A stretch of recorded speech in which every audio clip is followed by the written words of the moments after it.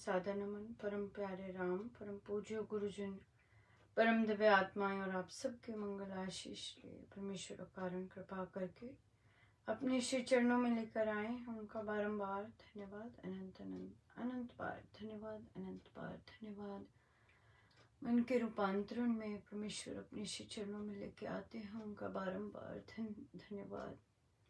उनसे विनती है कि प्रभु इस जिह्वा के स्वामी बनिए, इस जिह्वा इस बुद्धि के सारथी बनिए।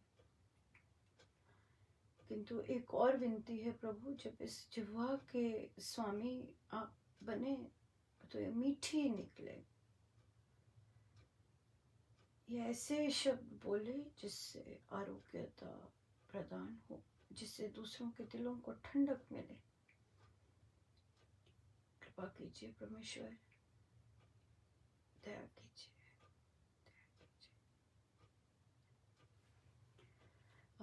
बहुत इवेंटफुल दिन रहा, बहुत इवेंटफुल दिन रहा। दिन की शुरुआत हम लोगों ने रामोपासना जो लेते हैं साधक, उनसे हुई, और सत्संग से तो हुई और पर उनसे भी हुई। और वहाँ पर हम लोगों ने ये डिस्कस किया कि कैसे रामोपासना की पुस्तक को इंट्रोड्यूस किया जाए, क्योंकि महाराज रामोपासना की भी बैठकों को बहुत स्ट्रक्चर्ड कर रहे हैं। स्ट्रक्चर जब हम करते हैं तो कई बार हलचल तो होती है, जिसे बच्चों को जब स्ट्रक्चर करेंगे, अभी तो शुरू नहीं हुआ, पर बच्चे क्योंकि कई बार अडेप्टेबल, बहुत बच्चे अडेप्टेबल हो जाते हैं क्योंकि स्कूल में उनका ऐसा होता है, पर एडल्ट्स इतने ज़्यादा अडेप्टेबल नहीं होते। तो वहाँ पे थोड़ा सी गड़बड़ आती है और थोड़ा सा अनरेस्ट आता है।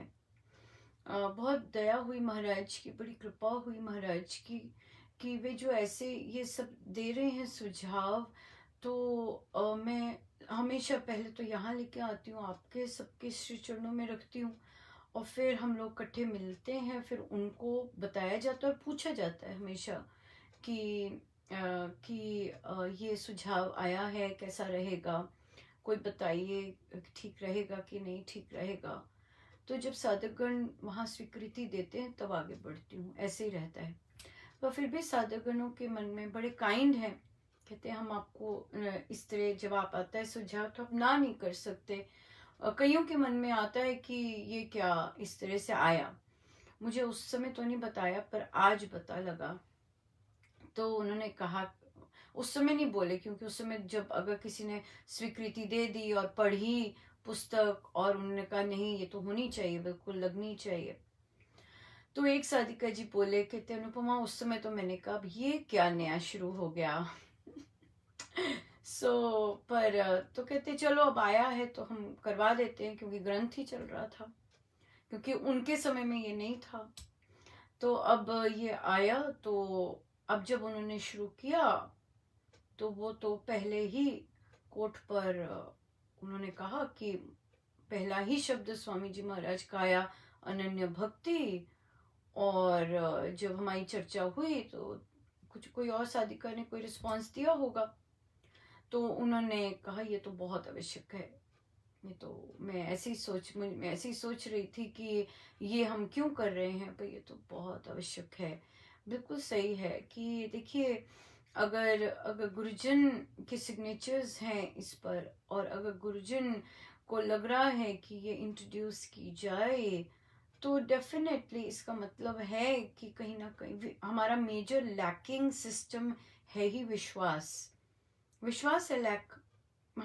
हम अगर वर्ल्डली कंपनी में भी चले जाते हैं, काफी देर बैठते हैं, रिश्तेदारी कर लीजिए, वहां की बातचीत संशय ले आती है, और संशय जब पाइल अप हो जाते हैं तो क्या हो जाता है, हमें गुरुजन दिखते ही नहीं है, हमें दिखती है ये, और फिर हम इस पर आ जाते हैं, गुरुजन नहीं दिखते। नहीं तो जब हम एक एनवायरनमेंट में रहते हैं तो क्या होता है कि वहाँ पे हम गुरुजनों की बातें, दिन भर गुरुजनों में लगे होते हैं, उनके कार्य कर रहे होते तो लगते हैं। किंतु जब हमारी संगति हल्की सी चेंज होती है तो हमें गुरुजन के अलावा और दिखना शुरू हो जाते हैं। सो ये चीज़ हुई, और तो उन्होंने कहा कि नहीं, ये बहुत अच्छा रहा कि ये लगेगी, और बहुत बहुत बहुत बहुत इम्पोर्टेंट है। और मैंने महाराज का धन्यवाद किया, महाराज कि आपने इस तरह का पुष्टि दी, नहीं तो फिर क्योंकि एडल्ट्स हैं और एडल्ट्स को नई चीज़ इंट्रोड्यूस, कोई चेंजेस में इतना जल्दी से नहीं लेते, स्पेशली बुद्धिजीवी। बहुत मुश्किल होता है उनके लिए। जो सरल स्वभाव के होते हैं वो लोग सीधे हो जाते हैं, वो लोग बहुत जल्दी हाँ मान जाते हैं। ये देखा भी गया, बहुत बहुत इंटरेस्टिंग था देखना ये जो एपिसोड हुआ कि जो साधक, ये वाला भी आया था कि जो साधक एक से अधिक रामोपासना लगा रहे हैं या उपासक का आंतरिक जीवन भी लगा रहे हैं, तो उन्हें कहा कि बाकी रामोपासना आप लीव कर दीजिए, इवन दो वो एडवांस था। तो अब यहाँ पर भी ये जो बोला गया, ये भी इतना ज़्यादा रेडिली एक्सेप्टेड नहीं था कि लीव क्यों कर दें। क्यों? क्योंकि क्या देखा गया कि जहाँ पर वे ले रहे थे रामोपासना, वे साधिका जी बड़ी सिंपल, उन्होंने कभी कुछ नहीं बोला कि ऐसा हो रहा है ऐसा हो रहा है। तो क्या हो रहा था, 17 पेज तक पहुंच गए, किंतु किसी ने प्लानर तक नहीं लिखा। वो बोलते प्लीज लिखिए अपने संकल्प, किसी ने नहीं लिखा। Can you imagine? पर जब इधर ग्रुप में थे, मेरे साथ जब ले रहे थे, तब सब प्लानर लिख रहे थे। मैं इमेजिन कर सकती हूँ कि अगर मैं वो वाली साधिका होती तो मैं क्या फील कर रही होती कि मैं इन्हें बोल रही हूँ। फिर उन्हें क्या होता, मैं वो वाली साइड भी बता सकती हूँ कि जब आदमी अपने आप को छोटा समझता है, उन्हें क्या होता कि अरे ये तो अनुपमा के तो ले ही रहे हैं, और ये लोग तो कितने बुक क्लब और कितनी देर से ले रहे हैं, और मैं इन्हें क्या कहूँ, और फिर मैं अनुपमा को भी क्या बोलूँ, ये तो निंदा नहीं हो जाएगी। और वो चलता गया 17 हफ्ते ऐसे। इतने एडवांस्ड ग्रुप में लेने वाले साधक एक साधारण सी साधिका के आगे जो वो कहा उन्होंने वो कर नहीं सके, हाँ नहीं कर सके। इसी तरह से हम एक दूसरे से, सो यहाँ पे महाराज ने इतनी बड़ी चीज आज दी कि हमने बच्चों से सीखना शुरू कर दिया। बच्चों से सीख रहे थे ना, हम बच्चों से सीख रहे हैं, हमने बच्चों की चीजें अडेप्ट भी की, अप्लाई भी की, बच्चों से हम सीख रहे हैं, वहां झुक रहे हैं, किंतु एक दूसरे के आगे बिल्कुल भी नहीं, बिल्कुल भी नहीं। हम एक दूसरे के आगे मान ही नहीं रहे। वो स्वामी जी वहां बैठ के हमें सिखा रहे हैं और हमें स्वामी जी के आगे संकल्प रखना है, नहीं है ही नहीं। एज ए रिजल्ट क्या हो गया, जो उपासक का आंतरिक जीवन का जो फर्स्ट चैप्टर है उसकी नींव कच्ची हो गई, वो नींव कच्ची ही हो गई।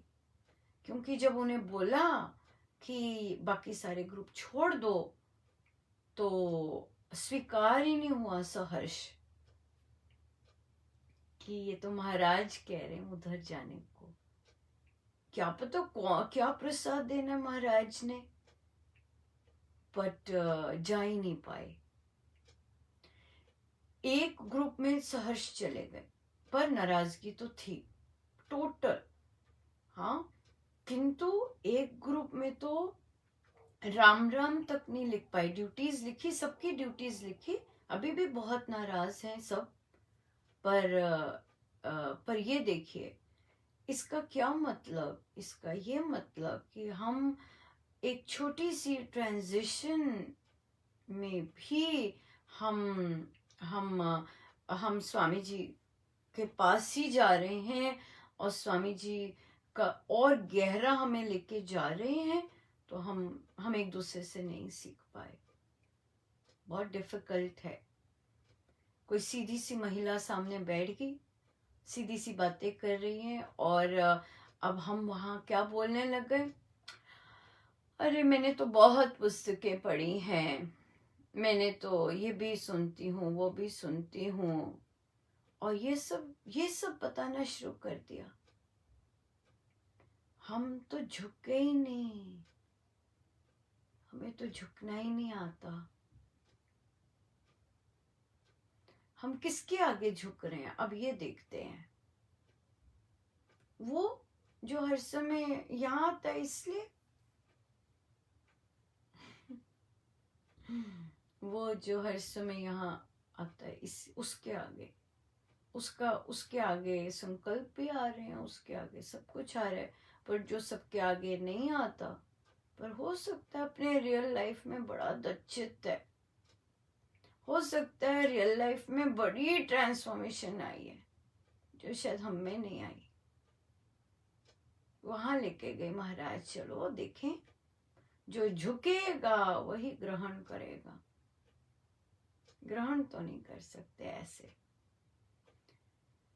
निकाल दिया, अरे अनुपमा को नहीं निकाल सकती क्योंकि वो खुद निकली हुई है। अनुपमा से तो महाराज बल्कि और ऐसे देते हैं, देते जाते हैं, निकालना नहीं जा सकता, क्योंकि उसे पता है निकाला जाना का क्या मतलब होता है। निकाल नहीं सकते, ग्रोथ होती है, निकाल नहीं सकते। सो इसलिए स्वीकारना आता है हर को, चाहे इतनी नकारात्मक कार्य भी कई साधिकाएं कर रही होती हैं पीछे, उन्हें भी ऐसी बुद्धि सी बना दी, उन्हें भी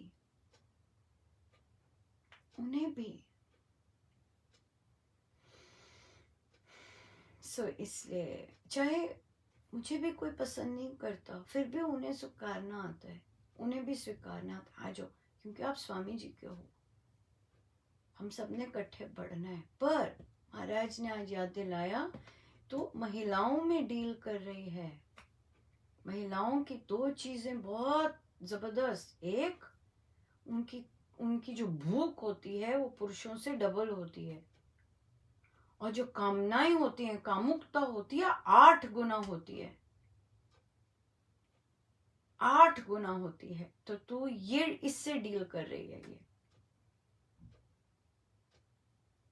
इन चीजों से डील कर रही है, ये चीज है, राइट। सो ये चीज ये काफी रहा, अभी भी रहेगा। देखते हैं कौन संग चलते हैं, कौन निकल जाते हैं, कौन स्वीकार करते हैं, और कौन। पर मुझे तो कॉन्फिडेंस है, क्योंकि महाराज ने इतना जबरदस्त धांसू, उनके सुझाव इतने बहुत जबरदस्त होते, मुझे तो लग ही नहीं रहा कि कुछ ऐसा। मुझे तो लग रहा है कि बहुत मजे आने वाला है, बहुत और ग्रोथ होने वाली है।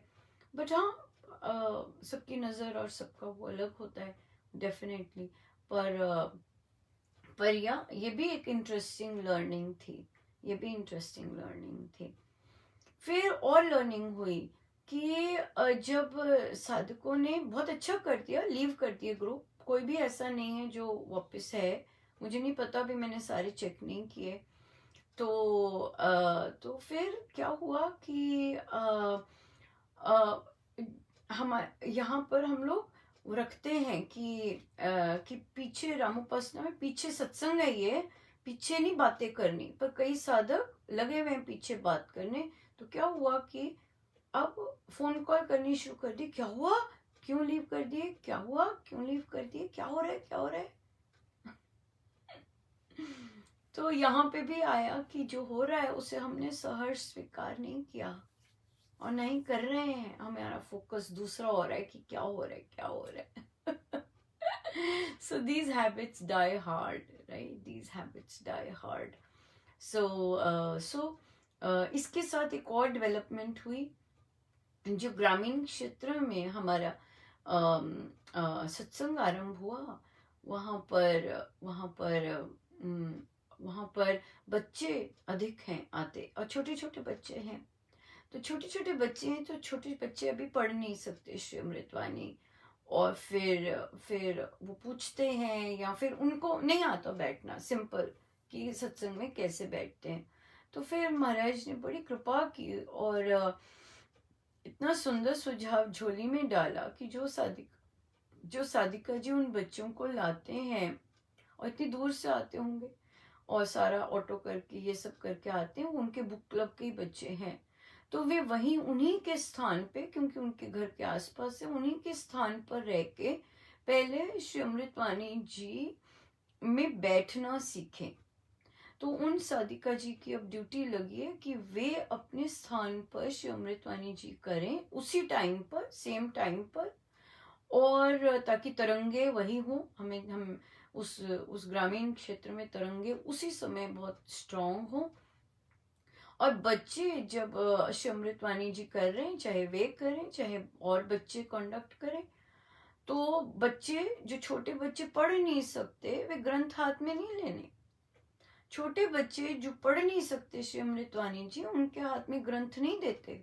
महाराज के शब्द हैं, ये बच्चों का खेल नहीं है। राइट। सो ग्रंथ बच्चे के हाथ में तभी आता है जब वह पढ़ सकता है, जब वो रीड कर सकता है। जब तक वह पढ़ नहीं सकता, रीड नहीं कर सकता, तब तक माला लेके बैठे।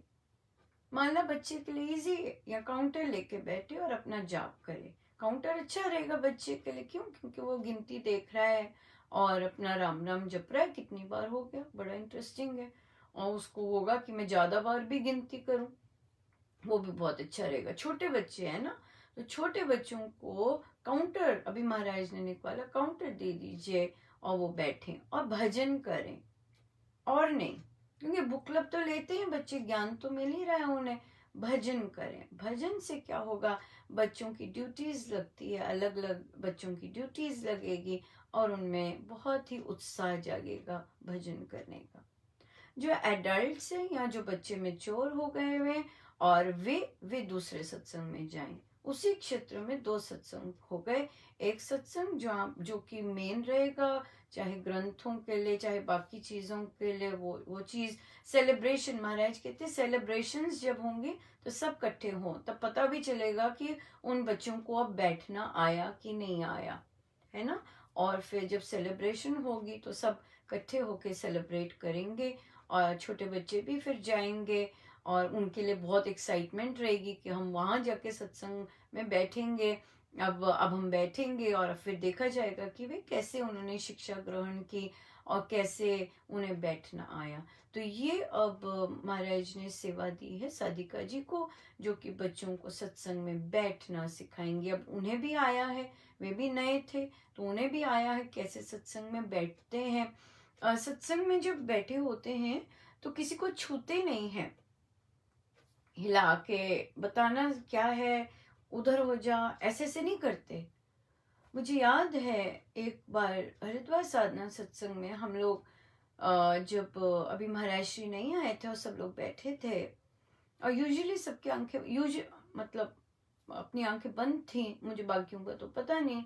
तो महाराज की अनाउंसमेंट हल्की सी हुई, और कोई साधिका जी आगे बैठे थे लाइन में, उनसे महाराज ने बड़े करबद्ध प्रार्थना से रिक्वेस्ट की कि प्लीज क्षमा कीजिएगा। ऐसे बोले महाराज, क्षमा कीजिएगा, आपको कष्ट दे रहा हूँ, कृपया थोड़ा सा आगे हो जाइए। ऐसे बोले। क्यों? क्योंकि कई बार उस स्टेट में वो ना जाने किस स्टेट में होंगी, क्योंकि मुझे याद है महाराज ने कुछ और शब्द भी गए थे उन साधिका जी के लिए। सो सत्संग में टच नहीं करना होता, सत्संग में जो गा रहा है, जो बैठे हैं, टच नहीं करना होता, मूवमेंट नहीं होती। तभी तो हमारे सत्संगों में इतने जबरदस्त तरंग बहते हैं, जो कि स्वामी जी ने, महाराज ने कहा है कि हो सकता है कंदराओं में भी मिलते हों, पर सत्संगों में बहुत जबरदस्त मिलते हैं। ना जाने कौन सी कहाँ कहाँ की स्टेट होती है। तो इसलिए टच नहीं करते, चाहे बच्चे हैं चाहे एडल्ट्स, टच नहीं करते। कई बार या बिल्कुल टच नहीं करते, ध्यान। कई बार बहुत अलग सी अवस्थाएं होती हैं, सो टच नहीं किया करते कभी भी। सो ये बच्चों को भी पता होना चाहिए। अब वो सिखाएंगे कि ऐसे बैठने, कि टच ना करें किसी को, और हिले ना सत्संग में। ये बहुत इम्पोर्टेंट है, ये सिखाया जाएगा बच्चों को, वेरी इम्पोर्टेंट। ये भी इम्पोर्टेंट है कि अगर छोटे बच्चे हैं तो बच्चों को बाथरूम आते, ट्रैवल करके आते हैं, तो अगर ट्रैवल करके आते हैं तो पहले बाथरूम पहले करते हैं सत्संग से पहले, और फिर बैठते हैं, सत्संग में बैठते हैं, और फिर सत्संग के बाद फिर बाथरूम जाते हैं। सत्संग अमृतवाणी जी के बीच में नहीं उठ सकते बाथरूम जाने के लिए। जब हम सत्संग में बैठे होते हैं, तो अगर हम उस ढंग से बैठे कि हम सत्संग में बैठे हैं, तब ये रूल्स फॉलो होते हैं कि हम सत्संग में उठ नहीं सकते, उठते नहीं हैं, पहले उठ जाते हैं, पहले बाथरूम। छोटे बच्चे हैं ना, तो उन्हें सिखाना, जब तक देखिए बच्चे सीधा सत्संग में जाके बैठेंगे तो फिर ऐसी चीजें तो होंगी, बच्चों को नहीं पता चलेगा। ये चीजें तो जब तक पता नहीं होंगी तब तक तो ऐसे ही चलता रहेगा, तब तक हमें लगता है कि ये क्या हो रहा है, ये क्या हो रहा है। पर असली बात होती है कि पता ही नहीं होता कि ऐसे करना होता है, ये बात हो जाती है। सो इसलिए तभी महाराज श्री बच्चों का जो एरिया होता है वो बाहर होता है, सत्संग हॉल में नहीं होता। तो अगर सत्संग हॉल में बच्चे बैठते हैं तो उन्हें बैठना आना चाहिए संतों के आगे। तो वहां पे हिलना डुलना ये सब कुछ नहीं होता, तभी ट्रेनिंग की आवश्यकता है। अगर बच्चे सत्संग में बैठे, हम अलाउ करते हैं बच्चे बैठे, तो उन्हें सिखाना होता है कैसे बैठे। अगर सीख जाए तो बहुत सुंदर है, नहीं तो लास्ट में बैठते हैं, बिल्कुल पीछे बैठते हैं। हॉल में, मेन हॉल में सत्संग में नहीं बैठते बच्चे, बिल्कुल नहीं। महाराज तो सीधा ही बोल देते, ले जाओ बच्चे को बाहर, ले जाओ बाहर बैठा करें, सीधा बिल्कुल। क्यों? क्योंकि बच्चों को तो ऐसे सिखाया नहीं जाता ना। पर क्योंकि हमारा सत्संग बच्चों का ही है और हम बच्चे ला रहे हैं, तो इसका क्या मतलब हो गया? इसका मतलब कि अब उन्हें सिखाया जाए, अब उन्हें सिखाया जाए कैसे बैठते हैं, कैसे हिलते नहीं हैं, कैसे छूते नहीं हैं, कैसे अगर अगर पढ़ना नहीं आता तो काउंटर से जाप कर सकते हैं, है ना, अगर बच्चों में इतनी कैपेसिटी है। और अगर अगर अगर जाए, और बच्चे तो बिना बिना पढ़े भी याद कर लेंगे अमृतवाणी जी, अगर उनमें इतनी धुनी हो तो वो तो बिना बिना बिना ग्रंथ के ही उन्हें याद हो जाए। जबरदस्त, हम देखते हैं कितने बच्चे ऐसे होते हैं।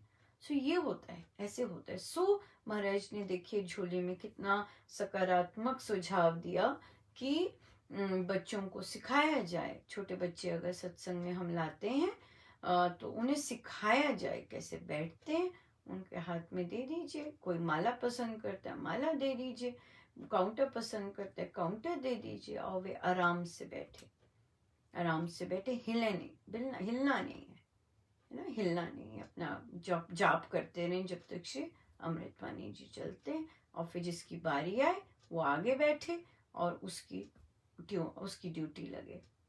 बहुत सुंदर, राइट, बहुत ही प्यारा।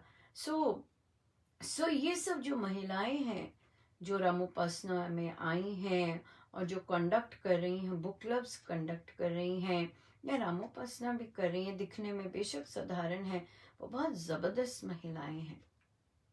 जिस तरह बच्चे महाराज ने झोली में डाले हैं, उसी तरह एक एक महिला जो महाराज ने इन सब कार्यों के लिए दी हैं या वे आई हैं, वे सब बहुत जबरदस्त हैं, बहुत ज्यादा।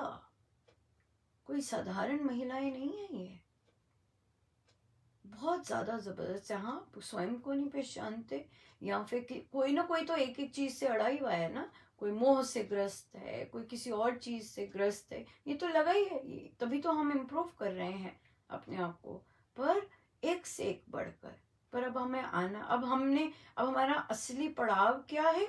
एक दूसरे को आदर देना, एक दूसरे को आदर देना, एक दूसरे को ड्यू रिस्पेक्ट देनी, एक दूसरे को, अगर चाहे हमारी जो भी परसेप्शन है सामने वाली महिला की, अगर वे हमें कह रही हैं कि आप लिखिए, संकल्प डालिए, तो हम डालेंगे। क्यों? क्योंकि किसके आगे हम झुक रहे हैं? हम स्वामी जी के आगे झुक रहे हैं। हम जब तक झुकेंगे नहीं तब तक हम ग्रहण कैसे करेंगे? ये बात है। इसलिए आसान नहीं होता। मेरी जैसी तो शायद कर भी ना सकती, या पर अगर महाराज मुझसे कह के करवा रहे हैं, पर हाँ मैं रेडी जरूर हो गई जितना मर्जी झुकने के लिए। यस, अभी अभी याद दिलाया, नहीं तो रेडी हुई थी। हाँ हाँ, छोटे से छोटा बनने के लिए, जहां मर्जी से झुकने के लिए। यस, और आज भी हूँ, शायद आज भी हूँ रेडी जितना मर्जी झुकने के लिए। यस, सो इसलिए बहुत बहुत ही बहुत प्रेशियस महिलाएं हैं, और बहुत प्रेशियस साधक महाराज ने दिए हैं, बहुत ज़बरदस्त। और but we need to be ready to learn from each other. This is very important. एक दूसरे को सपोर्ट देना है, एक दूसरे को आदर देना है, पर हम अगर ये नहीं कर रहे और हमसे ये नहीं हो पा रहा, हमने देना है गुरु आज्ञा मान के एक दूसरे को आदर देना है, राइट? सो आदर देना है। सो परमेश्वर कृपा करें कि जितनी भी जैसे भी जैसे भी भावनाएं हैं, उसमें एकाएपन आए, सकारात्मकता आए, और हम एक दूसरे को सपोर्ट करके, एक दूसरे को खड़ा करके आगे बढ़े। ये आज की कृपाएं इतनी लंबी हो गई। बट या हो, कई दिन ऐसे होते हैं। मेरे राम राय, मेरे राम राय, ज्यों राखे त्यों ही रही, ज्यों राखे त्यों ही रही, दुख पावे ता नाम जपावे, सुख तेरा नाम रही, सुख तेरा नाम रही, मेरे राम राय, मेरे राम राय, ज्यों राखे त्यों ही रही, ज्यों राखे त्यों ही रही, पार ब्रह्मा परमेश्वर सतगुरु, परमेश्वर सतगुरु, आपे करने हारा, चरण शरण तेरी सेवक मांगे, सेवक मांगे, तेरे दर्शन को बलिहारा, तेरे दर्शन तो बलिहारा, मेरे राम राय, मेरे राम राय, ज्यों राखे त्यों ही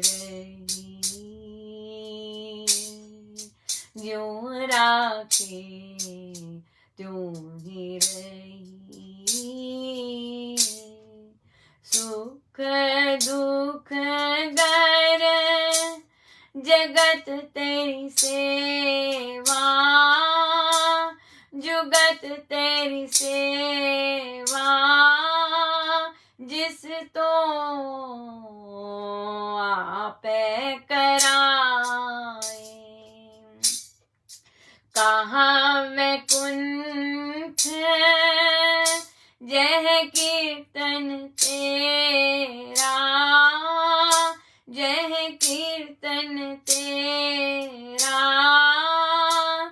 तू आपे शरदा लाए, तू आपे शरदा लाए। मेरे राम राय, मेरे राम राय, जो राखे त्यों ही रही, जो राखे त्यों ही रही। सिमर सिमर सिमर नाम जीदा, सिमर नाम जीदा, तन मन मोहे निराला। चरण कमल तेरे तोय तोय पीवा, तोय तोय पीवा, मेरे सतगुरु दीन दयाला, मेरे सतगुरु दीन दयाला। मेरे राम राय, मेरे राम राय, जो राखे त्यों ही रही, जो राखे त्यों ही रही। कुर्बान जाई उस वेला सुहावी, उस वेला सुहावी, जित तुमरे द्वारे आया। नानक तो कब वै कृपाला, वै कृपाला, मैंने सतगुरु पूरा पाया, मैंने सतगुरु पूरा पाया। मेरे राम राय, मेरे राम राय, जो राखे त्यों ही रही, जो राखे त्यों ही रही। सीताराम सीताराम सीताराम कहिए, जाहि विधि राखे राम ताहि विधि रहिए। सीताराम सीताराम सीताराम कहिए, जाहि विधि राखे राम ताहि विधि रहिए। सीताराम सीताराम सीताराम कहिए, जाहि विधि राखे राम ताहि विधि रहिए। सीताराम सीताराम सीताराम कहिए, जाहि विधि राखे राम ताहि विधि रहिए। सीताराम सीताराम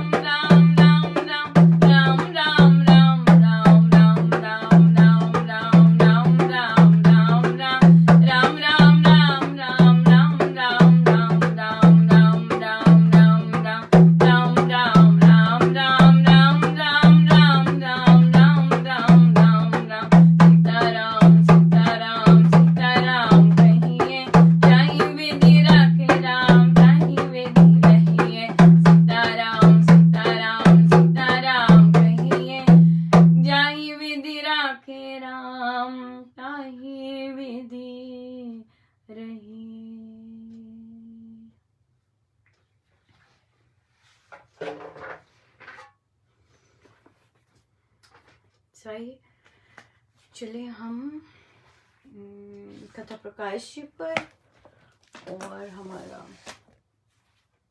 प्रसंग है श्रद्धा। श्रद्धा, पेज नंबर 520। दूसरा प्रसंग। अयोध्या के निकट एक ज्ञानी रहता था। वह तर्क शास्त्र में परम निपुण माना जाता था। अवध देश के सभी पंडित उससे तर्क शास्त्र सीखने आते थे। उसका युक्ति बल काशी के पंडित दल को भी जीत चुका था। एक दिन जिस समय वह सरयू में स्नान कर रहा था, उस समय उसको एक विद्वान बैरागी ने कहा, आप कृपया यह तो बताएं कि किन किन कर्मों के करने से मनुष्य का कल्याण होता है। उस तार्किक ने कहा, भद्र, ये विषय धर्म शास्त्र का है, तर्क शास्त्र का नहीं है। शुभ करने से शुभ फल मिलता है और अशुभ करने से अशुभ परिणाम होता है। ये धर्म शास्त्र ने बताया करता है। ये प्रत्यक्ष है कि अशुभ का परिणाम अशुभ का अशुभ हुआ करता है।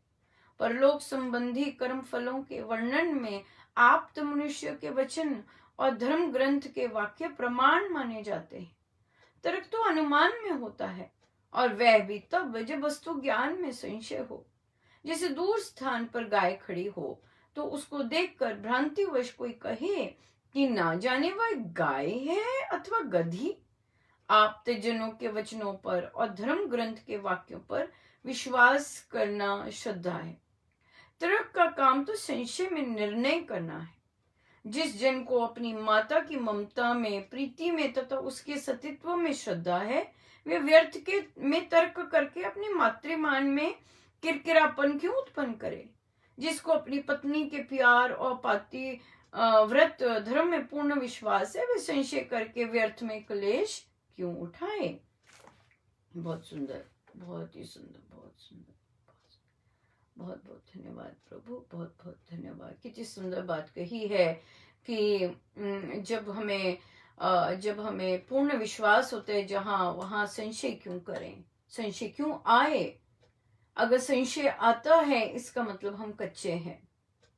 अगर कोई करनी में ही संशय आता है, मतलब हमारे अंदर जो विश्वास है, हमारे अंदर कुछ भी है ना, वो चीज कच्ची है।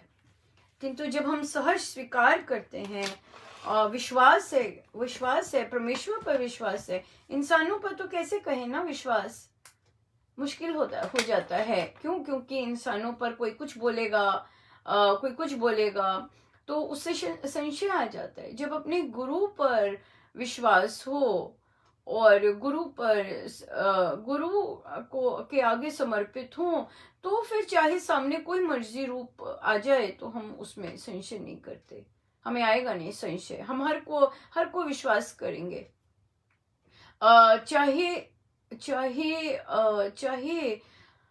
विश्वास इन द सेंस कि परमेश्वर का कार्य, गुरुजनों का कार्य करते रहेंगे और देते भी रहेंगे। चाहे हमारा पर्सनल फ्रंट कैसा मर्जी हो, गुरुजनों के कार्यों में पर्सनल चीज नहीं आनी चाहिए। गुरुजनों के कार्य में तो जो लोग गुरुजनों के प्रति श्रद्धा रखते हैं, उनको कार्य देते जाना चाहिए, चाहे वे पर्सनल लेवल पे कैसे मर्जी व्यक्ति हों। पर गुरुजनों के प्रति श्रद्धा है और गुरुजनों के कार्य अच्छे से करते हैं और निभाते हैं, तो या बिल्कुल, क्योंकि गुरुजन नंबर वन है। ये बहुत इंपॉर्टेंट रहता है। क्योंकि देखिए, अगर हम ऐसे लोगों को कार्य देते हैं किंतु समाज में जाके अगर इनका व्यवहार या कहीं एक जगह इनका व्यवहार अच्छा नहीं होता, तो फिर गुरुजन का ही जो हम गुरुजनों की ही जय विजय फिर नहीं दे पाते। क्योंकि वहीं पे क्वेश्चन मार्क लग जाता है, ये बात आ जाती है। पर ठीक है, जैसे गुरुजन लेते जाएं, क्योंकि मेरे जैसों को तो नहीं पहचान होती मेरे जैसों के लिए तो सब स्वामी जी महाराज के हैं, और मेरे में ऐसी चीज़ नहीं है, नज़र नहीं है कि पारखी नज़र इस तरह नहीं है। सबको एक सा ही बराबर का ही करने हैं, चाहे जैसी मर्जी जो मर्जी पीछे से कुछ भी कर रहा है, पर अपनी कोशिश यही होती है, क्योंकि मैं बहुत साधारण वो हूँ, किंतु इसलिए मुझ में ऐसी चीज़ें नहीं हैं, मुझे इन इन चीज़ों का कोई समझ नहीं है।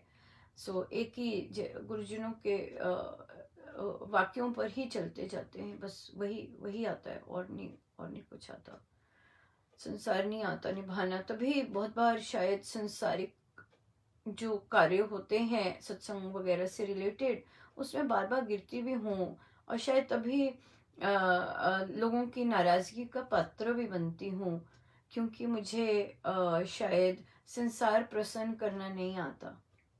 मुझे एक ही चीज़ होती है कि महाराज के कार्य बेस्ट हों, महाराज के कार्य और बेटर कैसे हो सकें, और उनमें, और जो जो साधक हैं उनका और भला कैसे हो सके।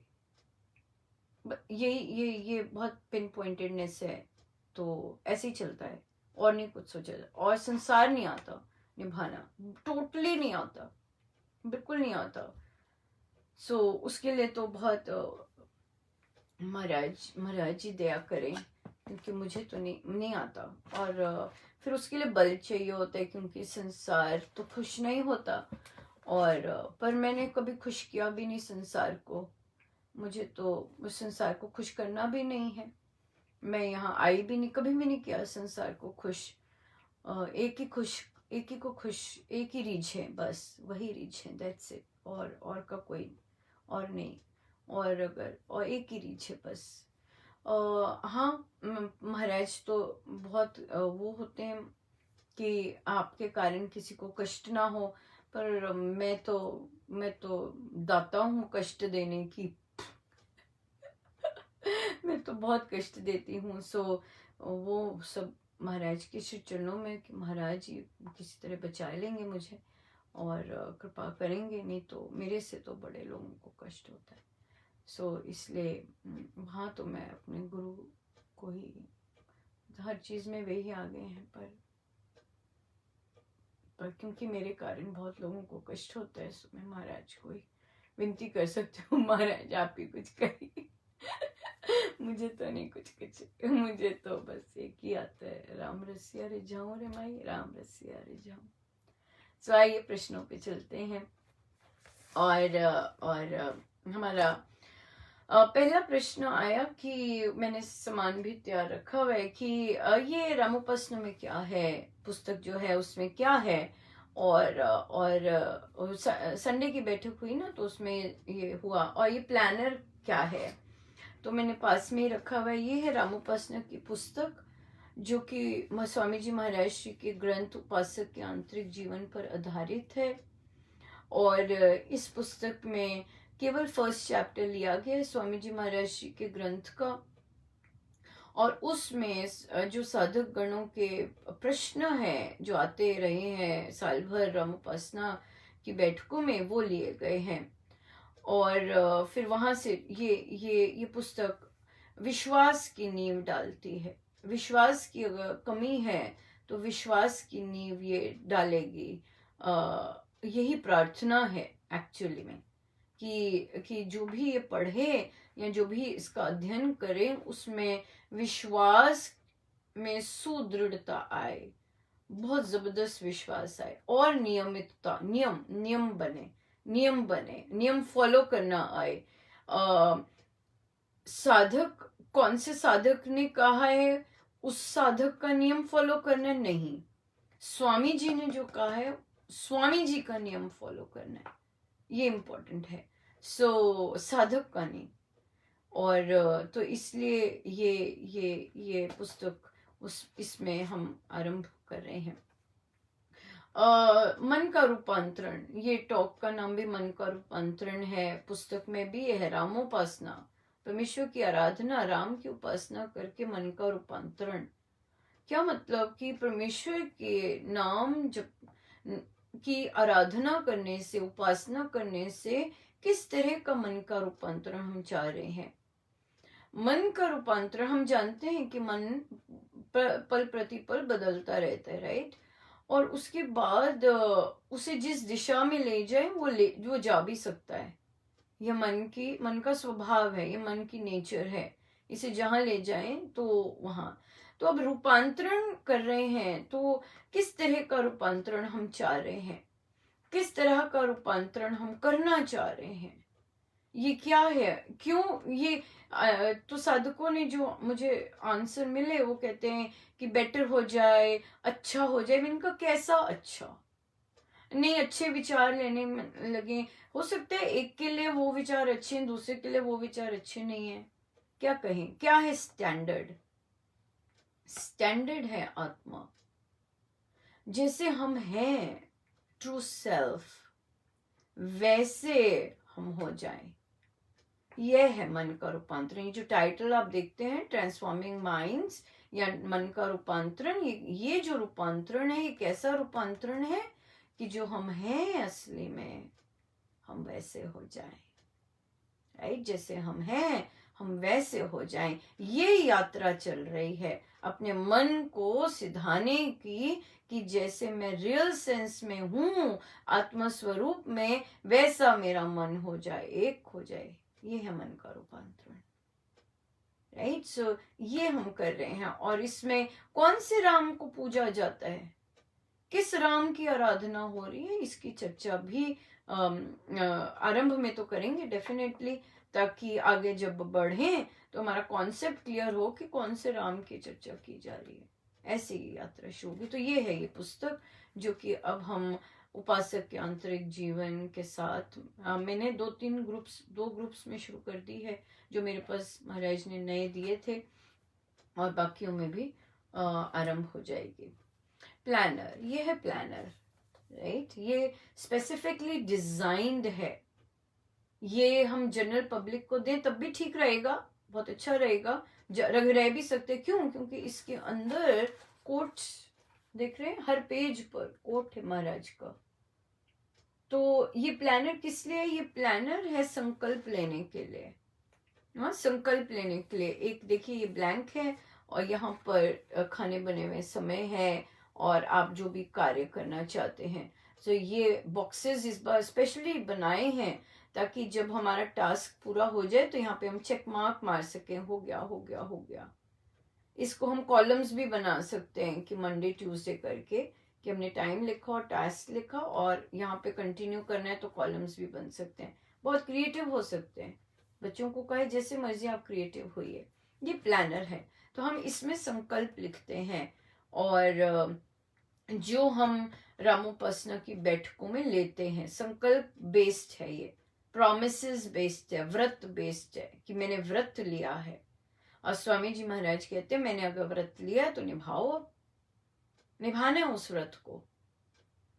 ये चाहे हम इकट्ठे मिलके व्रत ले रहे हैं, 4-5 जन बैठ के बैठक में व्रत ले रहे हैं, हम व्रत लेते हैं आज के हम ये करेंगे, हम सब ले रहे हैं, और सबको लिखना होता है। प्लानर कंपल्सरी होते हैं, जो बच्चे करते हैं वो भी लिखना होता है।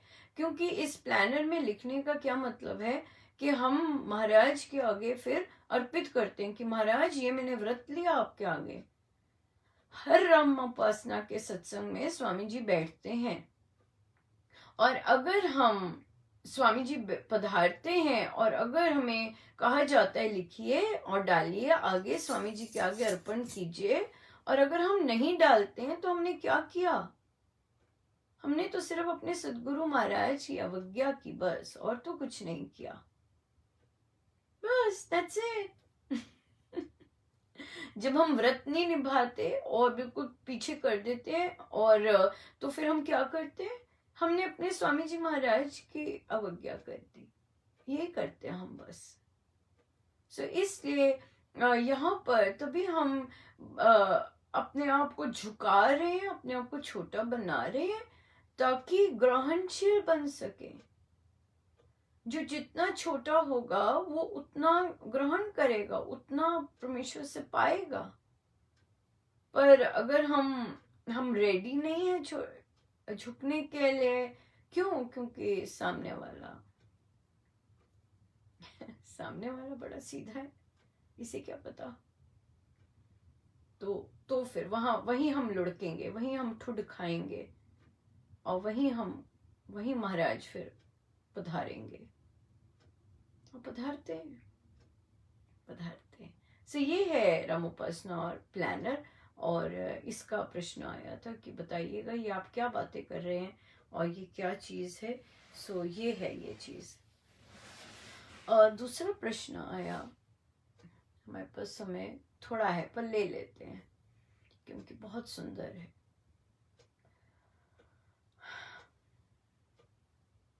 या फिर वो आराम से समझ सकते, या ले ही लेते हैं, क्यों अच्छी चीज को टालना राइट, पर और अच्छी चीजें आ जाएंगी। यस, एक ले लेते हैं उसमें से कि आत्मा क्या सभी की सेम होती है। ये बच्चे ने प्रश्न किया है, क्या आत्मा सभी की सेम होती है? बेटा प्योर प्योर जो आत्मा होती है, प्योर जो होती है, वो हर एक की सेम होती है, हर एक की सेम होती है।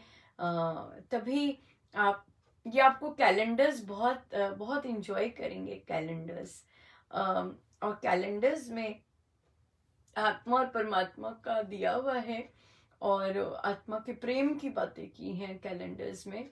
पर उसमें कई कई क्वालिटीज भी बताई हैं कि जब जितनी प्योर होती जाती है आत्मा, उसमें फिर क्योंकि सेम होती है, सब में सेम है, तो क्या हो जाता है, जितनी चित्त शुद्धि होती जाती है उतना आवरण गिरने लगते हैं। And as a result of which क्या होता है कि हम तेरा मेरा का जो भाव होता है वो गिर जाता है। तू मैं, वो कोई और है, वो ऐसा है, वो ऐसा है, वो ऐसा, वो सब गिर जाते हैं भाव। हमें हम सबको एक ही प्योर फॉर्म ही देखने लग जाते हैं। हम में भेदभाव नहीं रहता। भेदभाव, अब ये तो है आत्मा का क्वेश्चन, पर जीवात्मा सब अलग होती है। क्यों जीवात्मा अलग होती है? कौन है जीवात्मा? अगेन, जीवात्मा आत्मा जिसने अपने कर्म संस्कार किए होते हैं और उसके जो फल लिपटे होते हैं आत्मा से, वो जीवात्मा। तो जीवात्मा सारी डिफरेंट होती हैं। क्यों? क्योंकि सबके कर्म अलग होते हैं, सबके कर्मों के फल अलग होते हैं। सो ये चीज अपनी अपनी सबने की होती है और as a result of which जीवात्मा से शुरू हो जाते हैं भेद हो जाते हैं। हाँ, सो सब जीवात्माएं अलग अलग होती हैं और कईयों ने बहुत ही नेगेटिव काम किए होते हैं, बड़े नेगेटिव भरे होते हैं और उनमें नेगेटिव फल मिल रहे होते हैं। कई जीवात्माएं बहुत पॉजिटिव काम किए होते हैं, उनके पास बैठते ठंडक मिलती है। क्यों? उनमें इतनी रेडियंस सारी होती है। वो जीवात्माएं उनके कर्म अलग होते हैं। कई जीवात्माएं में सारे गिर गए होते हैं, पॉजिटिव और नेगेटिव सारे कर्म गिर गए होते हैं, उसमें आत्मा की ट्रू रेडियंस सारी होती है, जिसकी यात्रा हम ले रहे हैं कि जो नेगेटिव है और जो पॉजिटिव है सब गिर जाएं, पूर्ण रूप से निष्काम हो जाएं और फिर उसके हिसाब से फिर जो हम रियल सेल्फ में हैं वो प्रकाशित होता जाता है। सो जितना जितना हम अपने कर्म को कर्म योग बनाते जाएंगे, मतलब कि परमेश्वर का हर कार्य परमेश्वर के लिए, जो अच्छा महाराज जैसे आपकी इच्छा महाराज, ऐसे करते जाएंगे, सहर्ष रोध होके नहीं, सहर्ष करते जाएंगे, तो वहां पर फिर हम क्या करेंगे, और हम हर कार्य परमेश्वर की इच्छा समझ के करेंगे या परमेश्वर के लिए करेंगे, तो क्या होगा कि कोई भी उसके ऊपर फल की लेयर नहीं चढ़ेगी। और राम नाम तो जप ही रहे हैं, तो जो पुराने फलों की लेयर्स हैं वो उतरती जाएंगी और हम जो रियल सेल्फ में, वो रियल सेल्फ हमारा सामने आ जाएगा बिल्कुल। सो ये है, सो ये इस आंसर के दो पार्ट्स हुए कि आत्मा क्या सबकी सेम है? यस, द प्योर फॉर्म क्योंकि परमेश्वर का अंश है, वो सबकी सेम है, एब्सोल्युटली सेम है। किंतु जीवात्मा कर्म संस्कार वाले, उसी के लिए सारा कुछ सारा चल रहा है ना, सारा चल रहा है। सो हम ये है। और भी इसका बहुत बहुत सुंदर प्रश्न आया है, वो हम अगली बार लेंगे। बहुत बहुत सुंदर चर्चा चली और बहुत ही प्यारी चर्चा चली, और परमेश्वर हम सब पर कृपा करें। हम यकीन है, पूर्ण रूप से यकीन है कि जो भी वे कर रहे हैं बहुत सुंदर सिस्टमैटिक कर रहे हैं, ग्रोथ के लिए कर रहे हैं, क्योंकि ग्रोथ तो ग्रोथ तो होगी, जहाँ राम होंगे वहाँ ग्रोथ तो बहुत होगी। सो इसलिए ग्रोथ होगी, उसके लिए पर हमें तैयार भी तो होना है ना। अगर हम तैयार नहीं होंगे और ग्रोथ होती जाएगी तो फिर कैसे कैसे हिल जाएंगे सब, राइट। सो इसलिए जो महाराज करवा रहे हैं हम करते जाएं, और हमें पता है कि वे बाद में सारे रहस्य खोल देते हैं राइट, हमें पता है वो खोल देते हैं। सो इसलिए हम उनकी तरंगों में और उनके स्नेह में और उनके प्यार में गोते खाते जाएं और उनसे संयुक्त रहें, और जैसे भी चलाना चाहते हैं हमें चलाते जाएं, राइट। Absolutely right. और मेन बात है आज का जो हमारा पहले भाग का टॉपिक था कि हम सब ने एक दूसरे के सहायक बनना है। एक दूसरे के नेगेटिविटीज दिखती भी हैं, उसे महाराज के आगे गिरना है। अगर एक दूसरे की चीजें पसंद नहीं आती हैं, उसको महाराज के आगे देना है, एक दूसरे में नहीं बताना, एक दूसरे को नहीं बताना, महाराज के आगे देना है। हम देखेंगे कि क्योंकि हम एक दूसरे को बताते हैं तो वो वहीं की वहीं रहती है, पर जब हम महाराज के आगे देना आरंभ करेंगे तो देखेंगे कि कैसे सॉल्यूशंस मिलते हैं और कैसे क्या रूपांतरण हम देखने को देखेंगे। इससे ये हमें करना है, क्योंकि हम महिलाएं हैं और हम जानते हैं दो चीजें, एक कि इसमें भूख दुगनी होती है पुरुषों से, दूसरी इसमें कामना, कामुकता, कामना, हर तरह की कामना 8 गुना ज्यादा होती है हम लोगों में। हमें इस चीज को स्वीकारते हुए एक दूसरे को सपोर्ट देना है, एक दूसरे को खड़ा करना है। और क्योंकि मैं महिलाएं क्यों बोल रही हूँ, क्योंकि अधिकतम महिलाएं हैं, तो अगर अग्नि भी जलती है, हम जानते हैं वो 8 गुना अग्नि ज्यादा जल रही है साधारण जनों से, राइट। सो हमें हर नेगेटिव चीज दूसरे की महाराज के आगे देनी है और या एक दूसरे को सपोर्ट करते हुए जाना है। बट हाँ, अपने आप को नेगेटिविटी से बचाना भी है, अपने आप को नेगेटिविटी से बचाना हमारा कर्तव्य है। Yes, absolutely. अगर हमें लगता है कि एक पर्टिकुलर जन नेगेटिव फोन बज रहा है और वो बहुत नेगेटिव है, हम चूज कर सकते हैं कि फोन ना उठाएं। या जैसे कि एक साधिका जी ने पूछा कि मैं एक संसारिक गेट टुगेदर में मेरा जाना होता है, अगर 10 में को मैं ना करती हूँ, 1 में जाती हूँ, पर वहां जो कॉन्वर्सेशंस हो रही होती हैं वो मुझे बहुत इरिटेट करती हैं। तो उन्होंने एक प्रश्न किया कि जो इरिटेशन है ये क्या है। देखिए, आप साधनारत हैं, आप हर समय जब अपने ऑफिस में होते हैं या घर पर होते हैं राम से संयुक्त होते हैं, राइट। सो जब आप संसार में जाते हैं और इतनी ज्यादा फेक चीजें सुनते हैं तो आपको आपको आपको अनरेस्ट हो जाता है। पर यहाँ पर हम अनरेस्ट को क्रॉस भी कर सकते हैं, और अनरेस्ट को क्रॉस ओवर करके उससे एक ऐसा बन सकते हैं कि हमें संसार की बातें अफेक्ट ही ना करें। अब क्या है कि जब आप जाएं, वहां पर जाना पड़ता है क्योंकि हम सामाजिक हैं और सारे काट दिए पर एक में जाते हैं, तो क्या करें कि उनकी कॉन्वर्सेशंस ना सुने, अपने राम में मस्त रहें। जब आप अपने राम में वहां पे भी मस्त रहेंगे तो आपका कनेक्शन जो कि वहां इंडल्ज करके टूट जाता है वो वही रहेगा, और फिर आपको आपको वो परेशान नहीं करेगा। वो परेशान क्यों करता है? क्योंकि जिस स्टेट में आप होते हैं वहां पर बहुत ही ऑपोजिट स्टेट होता है, इसलिए अनरेस्ट होता है। इसलिए अपने आप को अंदर से बिल्कुल बंद कर लीजिए और अपने राम के साथ संयुक्त हो जाइए, मस्ती से बैठे रहिए वहां पे। कोई कॉन्वर्सेशन ना सुनने की जरूरत है, ना इंडल्ज होने की जरूरत है, जो कोई कर रहा है करने दीजिए। आपका काम संयुक्त होना है, आप वहां भी संयुक्त रहिए, ये बात है, तब आप ठीक रहेंगे। नहीं तो ये अनरेस्ट अनरेस्ट केवल यही चीज है, क्योंकि आप अंदर से शांत होते हैं और फिर बाहर का जो ये माया है वो सूट नहीं करता, यही बात हो जाए।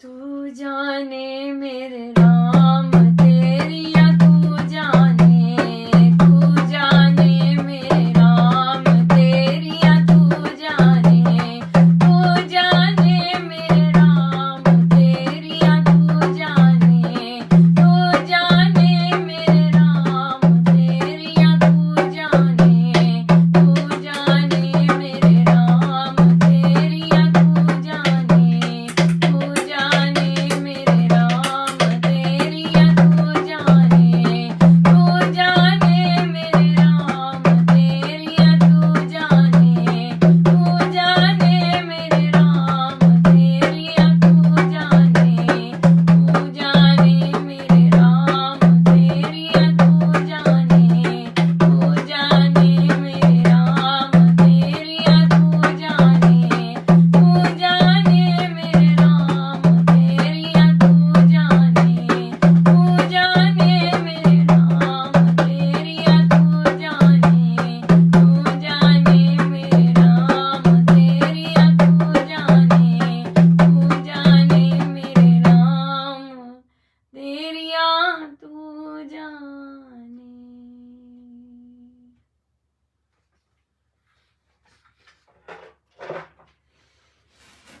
नहीं चले प्रवचन पीयूष जी पर।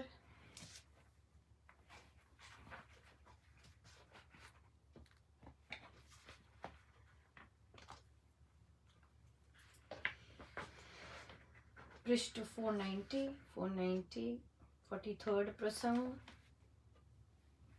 सन 1954 में श्री महाराज जी की जन्म तिथि पर पंचरात्रि का साधना सत्संग उनकी अनुमति से दिल्ली में लगा। इस निमित्त एक परम सेवक लाला भगवान दास कात्याल ने अपनी सारी कोठी खाली कर दी। पहली रात काफी गर्मी थी, अप्रैल का महीना था। रात काफी असुविधा से बीती। प्रातः काल जब साधकगण श्री महाराज जी के साथ बाहर जाने लगे, महाराज बोले, रात बहुत गर्मी थी, आप लोगों को नींद कैसे आई होगी? साधकगण बोले, महाराज आपकी कृपा से सब ठीक ही रहा। दूसरी रात जब आई तो इतनी सर्दी हो गई कि सबने कंबल और मोटे वस्त्र ओढ़े। प्रातः वायु सेवन करने जाते समय ऊनी स्वेटर पहनने पड़े और ये स्थिति पूरे पंचरात्रि सत्संग में रही। किंतु श्री महाराज जी ने एक बार भी अपने मुखार विंद से इस ऋतु परिवर्तन पर कोई वार्तालाप नहीं किया। इस घटना से स्पष्ट होता है कि उनकी शक्ति कितनी महान थी और वे प्रार्थना बल से ही क्या कुछ नहीं कर सकते थे। बहुत धन्यवाद गुरुजनों का।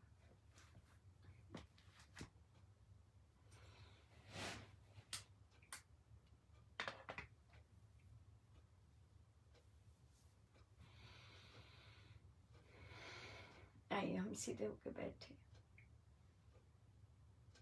परमात्मा श्री राम मेरे प्यारे गुरुजनों के श्री चरणों में बारंबार नमन, अनंत बार नमन।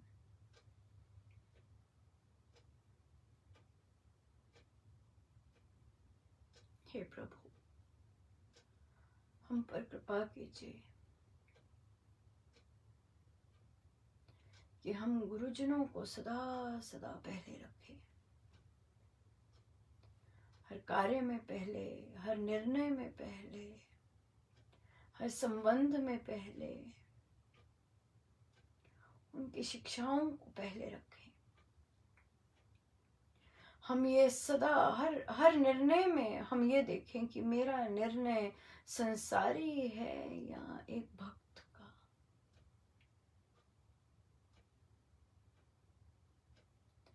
मेरा निर्णय संसारी है या एक भक्त का। मेरे अंदर जो विचार चल रहे हैं वे संसारी विचार चल रहे हैं या एक भक्त के। मेरे मन के विचार मेरे संसार को रिझा रहे हैं या संसार की कामनाएं कर रहे हैं या मेरे परमेश्वर को रिझा रहे हैं। बस ये दो शब्द, संसारिक और भक्त, क्योंकि उपासना तो हम कर ही रहे हैं, अभ्यास तो हम कर ही रहे हैं, पर क्लियर कट क्या मैं इस समय भक्त हूं? क्या मैं इस समय अपने प्रभु को रिझा रहा हूं और उनकी करनी में रीझ रहा हूं, या एक संसारी की तरह कुड़ कर रहा हूं? क्या हूं मैं? कितना सुंदर।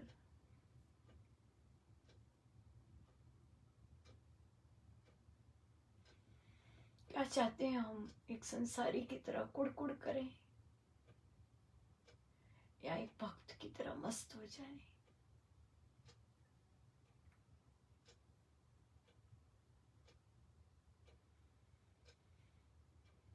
और प्रेम में ही डूबे रहे? क्या चाहते हैं हम?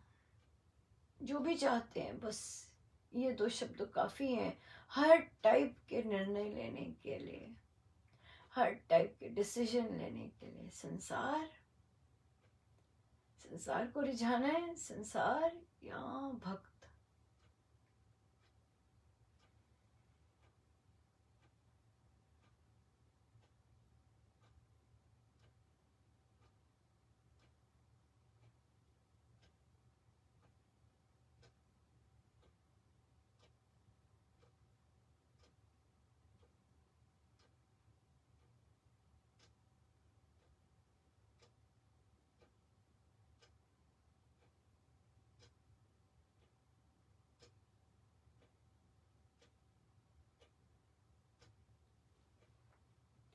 सब आपके श्री चरणों में प्रभु, सब आपके श्री चरणों। जय जय राम, जय जय राम, जय जय राम। कृपया क्षमा कीजिएगा अगर मेरे कारण पीड़ा हुई हो, रात को नींद ना आई हो, आंसू बहे हो।